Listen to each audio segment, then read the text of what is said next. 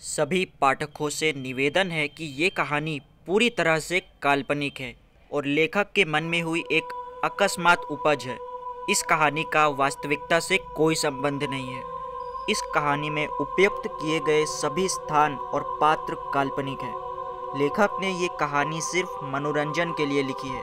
लेखक किसी भी प्रकार के अंधविश्वास को बढ़ावा नहीं देता है। अगर किसी व्यक्ति को भूत प्रेतों से डर लगता है तो वे कृपया इस कहानी को ना देखें। रात का वक्त है, लगभग 12 बजे का समय होगा। अमावस्या की रात है, इसलिए रोशनी का कहीं कोई नामो निशान तक नज़र नहीं आ रहा है। खूनिस्तान नाम का एक गांव पूरी तरह से वीरान पड़ा हुआ नज़र आ रहा है। गांव काफ़ी बड़ा है, कच्चे पक्के काफ़ी घर भी नज़र आ रहे हैं। एक और स्कूल भी नज़र आ रहा है। पूरा आसमान काले बादलों से घिरा हुआ है और अचानक से तेज बारिश होने लगती है।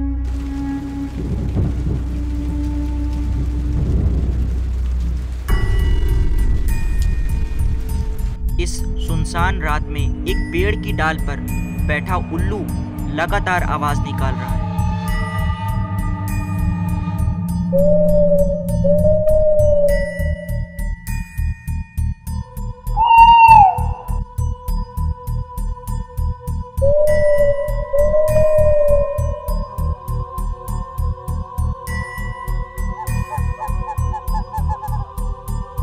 और रोशनदान से एक घर के अंदर का नज़ारा घूरे जा रहा है। उसी घर के बाहर कई कुत्ते भी जोर जोर से भौंककर होने वाले किसी बड़े अपशगुन की ओर इशारा कर रहे हैं।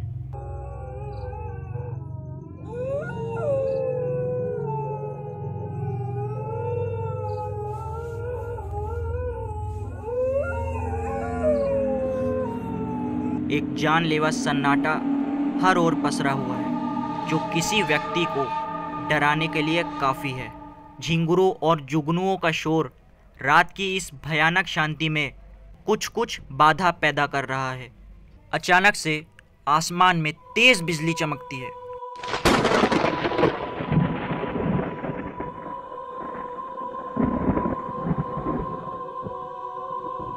और पूरे गांव में रोशनी सी हो जाती है, मानो कि कोई ट्यूबलाइट लगातार जल बुझ रही हो। बिजली की रोशनी के कारण जब प्रकाश रोशनदान से होकर अंदर जाता है तो अंदर का नज़ारा साफ नजर आने लगता है, जिसे देखकर उल्लू भी जोर जोर से चिल्लाते हुए वहां से उड़ जाता है और दूर किसी पेड़ की डाल पर बैठकर जोर से चिल्लाने लगता है और अपने साथियों को आवाज़ देने की कोशिश करता है।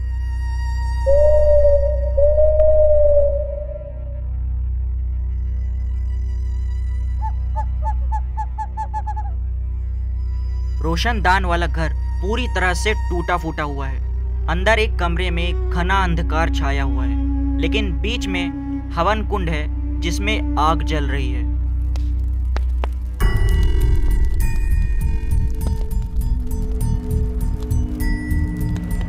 इसी आग के कारण कमरे में अंदर कुछ कुछ रोशनी नजर आ रही है और सब कुछ धुंधला सा दिखाई पड़ रहा है।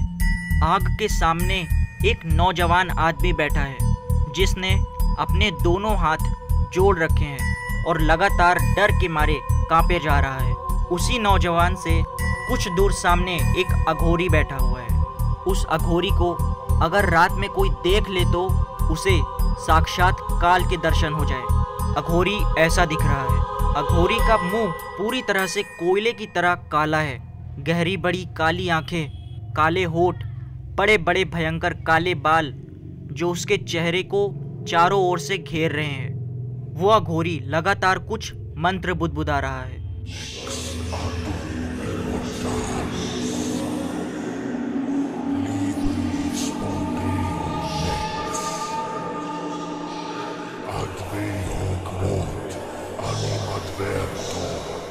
अघोरी के पास में ही एक मुर्गी लाल धागों से बंधी हुई पड़ी है, जो कि अपनी जान बचाने के लिए लगातार तड़प रही है।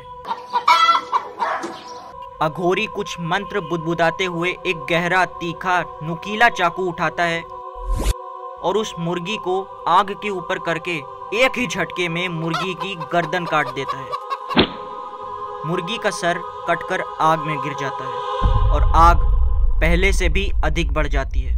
खून के कुछ छींटे सामने बैठे नौजवान के मुंह पर गिर पड़ते हैं, जिससे वो पास में पड़े एक कपड़े से साफ करता है।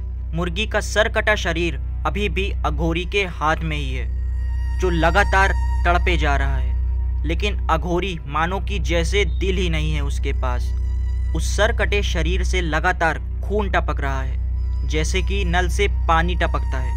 अघोरी खून के बूंदे आग में गिराते हुए सामने बैठे आदमी की ओर देखते हुए जोर से बोलता है, उस खून पीने वाली काली डायन को बाहर निकाल, वक्त आ गया है। ये सुनकर वो आदमी अपने दोनों हाथ जोड़कर हाँ में सिर हिला देता है और फिर तेजी से खड़ा होकर एक और बड़े थैले के पास जाता है। थैले के अंदर लगातार हलचल हो रही है, शायद उसके अंदर कोई होता है। वो आदमी कांपते हुए हाथों से उस थैले को उठाता है और उस अघोरी के पास लाकर उसे ऊपर से खोल देता है।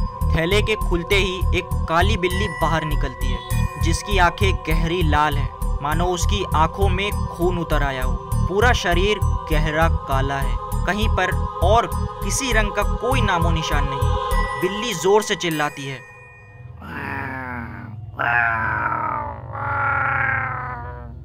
बिल्ली इतनी भयानक आवाज में चिल्लाती है कि वो आदमी पसीने से भीग जाता है। तभी वो अघोरी खून की बूंदें उस बिल्ली पर डालते हुए बोलता है, डरना मना है, क्योंकि जो डर गया वो मर गया। ये सुनते ही वो आदमी अपने डर पर काबू करने लगता है। वो बिल्ली अचानक से वहां से भागने लगती है, लेकिन वो अघोरी उस बिल्ली को गर्दन से झट से पकड़ लेता है और जोर से चिल्लाता है, आज नहीं भाग सकती तू। इस अघोरी से भाग पाना असंभव है।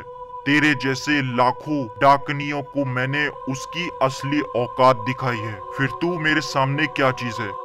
इतना कहकर उस अघोरी ने उस बिल्ली को आग के ऊपर से 7 बार घुमाया और फिर उसे उस थैले में डालकर बंद कर दिया। अघोरी खड़ा होते हुए बोला, इस बिल्ली में कोई आम आत्मा नहीं है, कोई डायन है। ये खून चूसने वाली डायन, काली शक्तियों की महारानी है। ये किसी भी मंत्र तंत्र विद्या से इस बिल्ली का पाल भी नहीं बाका किया जा सकता। ये अमर है। ये सुनकर वो आदमी बुरी तरह से डर गया और डरते हुए बोला, गुरुदेव, फिर हम क्या करेंगे? मुझे वो फैक्ट्री हर हाल में चाहिए, और जब तक ये बिल्ली उस फैक्ट्री की देखभाल कर रही है, मैं उस फैक्ट्री की ओर आंख उठाकर भी नहीं देख सकता। आप तो जानते ही है ना। उस आदमी के आगे कुछ भी बोलने से पहले ही वो अघोरी भयानक सी आवाज में बोल पड़ा, जानता हूं मैं कि तुमने धोखे से उस फैक्ट्री पर कब्जा किया है और उसके मालिक को भी जहर देकर मार डाला है। उस फैक्ट्री के तुमने झूठे कागजात बनवाए हैं। इस बिल्ली को मार पाना तो असंभव है, लेकिन मैंने इस पर एक ऐसी तंत्र मंत्र की विद्या लगाई है कि अब ये वापस कभी फैक्ट्री में नहीं जा पाएगी। वो फैक्ट्री तुम्हारी हो जाएगी। लेकिन आदमी अपने दोनों हाथ जोड़ते हुए, लेकिन क्या गुरुदेव? अब अघोरी बोलता है, इस बिल्ली को किसी चौराहे पर छोड़कर आना होगा, तभी ये तंत्र विद्या सफल मानी जाएगी। अब उठाओ इस थैले को और चौराहे के बिल्कुल बीचों बीच लेकर खोल देना।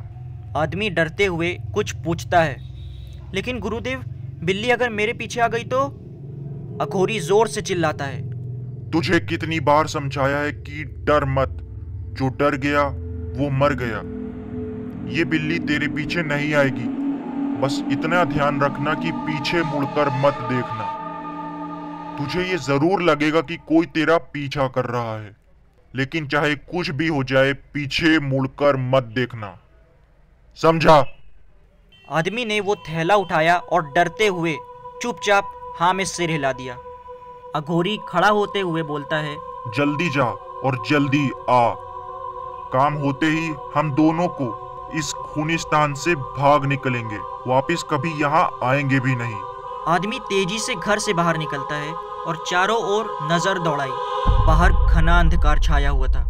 रात के 1 बजे का समय था। वो आदमी थर थर कांप रहा था।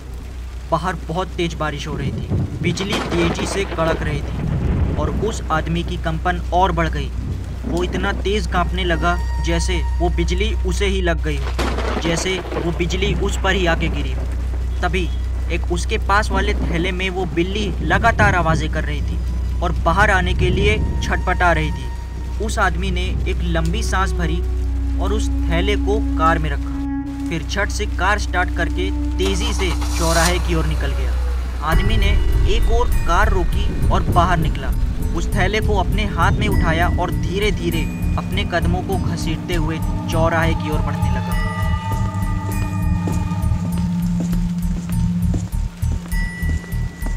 दूर दूर तक कोई भी नहीं नजर आ रहा था। अगर नजर आ रहा था तो सिर्फ एक घना भयंकर खौफनाक अंधेरा और जानलेवा सन्नाटा। उस आदमी ने चौराहे के बिल्कुल बीचों बीच पहुंचकर उस थैले को रख दिया और फिर कांपते हुए अपने हाथों से उस थैले का मुंह दूसरी ओर करके खोला। उस थैले को खोल देने के बाद तेजी से वहां से जाने लगा।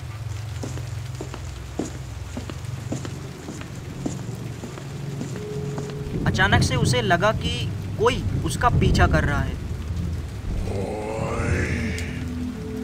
लेकिन अघोरी की बात को याद करते हुए पीछे मुड़कर देखने की उसकी हिम्मत भी नहीं हो रही थी। उस आदमी ने अपने कदम तेजी से कार की ओर बढ़ा दिए। अचानक से एक काली परछाई उसे अपने सर पर नजर आई, जिसके बाल खुले हुए थे। उसका साया उसे अपने बिल्कुल सामने वाली दीवार पर नजर आ रहा था।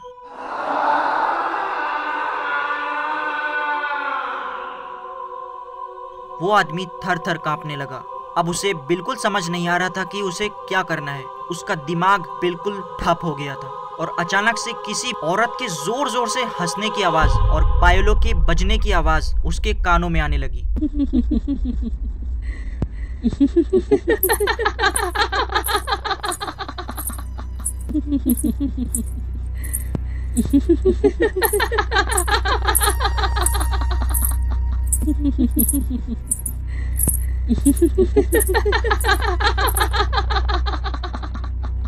वो आदमी इतना ज्यादा डर गया कि डर के मारे उसकी एक जोरदार चीख निकल गई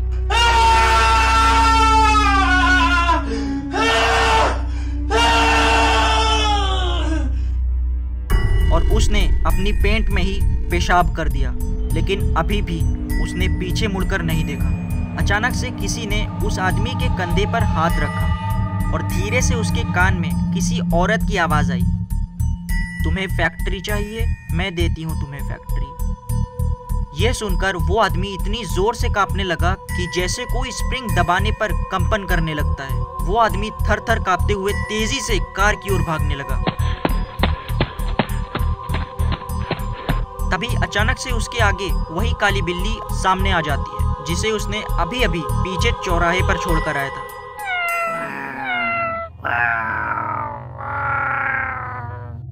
उस आदमी ने उस बिल्ली को देखने के लिए जैसे ही पीछे सर किया, एक काला साया उस पर लिपट गया और उसने अपने दांत उसकी गर्दन में चुभो दिए।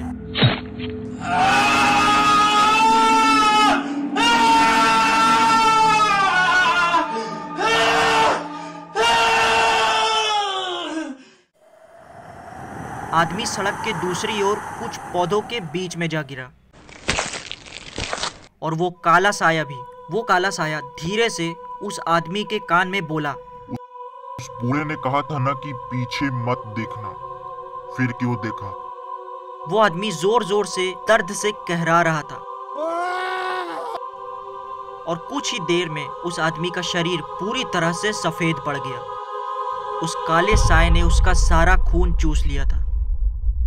वो काला साया खड़ा हुआ और एक बिल्ली में बदल गया, वही बिल्ली जो इस आदमी ने चौराहे पर छोड़ी थी। वो बिल्ली चौराहे के पास एक और सड़क पर इकट्ठी होकर बैठ गई, किसी नए मोहरे की तलाश में। कहीं अगला शिकार आप तो नहीं। इधर एक घर के बाहर अघोरी अपने बाइक को स्टार्ट करके उसका गियर डालते हुए बोला, जो डर गया वो मर गया। वो डरपोक इसी के लायक था, उसमें जीने की हिम्मत ही नहीं थी। अब इस खूनिस्तान में कहर आएगा, हर एक इंसान मर जाएगा, कोई नहीं बचेगा। इतना कहकर उस अघोरी ने बाइक स्टार्ट की और तेजी से वहां से निकल गया, कभी वापस खूनिस्तान में ना आने के लिए। ये स्टोरी आपको कैसी लगी कमेंट में ज़रूर बताना, और आपके साथ कोई हॉरर इंसिडेंट हुआ है तो ईमेल पर ज़रूर से भेज देना। ईमेल है billionairebase@gmail.com।